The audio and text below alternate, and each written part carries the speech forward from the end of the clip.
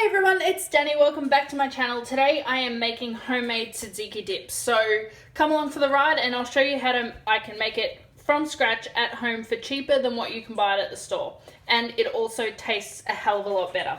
So in my bowl I have one large cucumber that I've grated and I've squeezed out all of the juice from. To that I am then going to add 1 cup of thick Greek yogurt.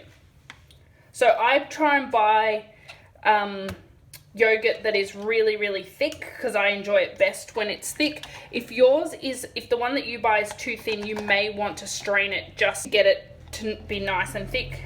And this is going to come together really quickly. It doesn't take long. I then have 1 tablespoon of olive oil, and in there I have grated one large garlic clove. The last thing that I'm putting in there is 1.5 teaspoons of lemon juice.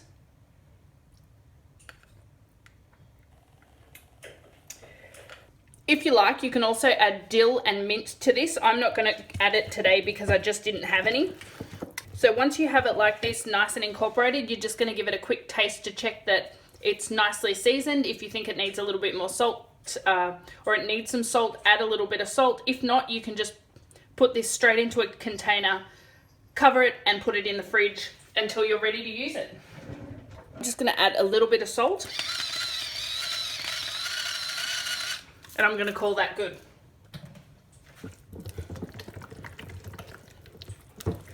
That is delicious.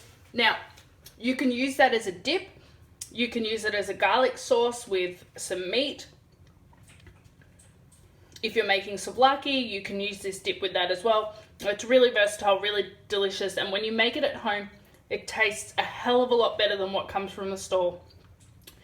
And it's also really cheap to make.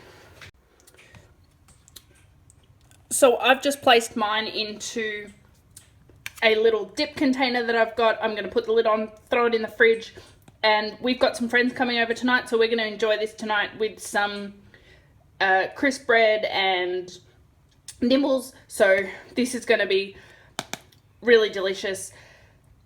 I hope you like this video. I hope you make this. I really hope you enjoy it.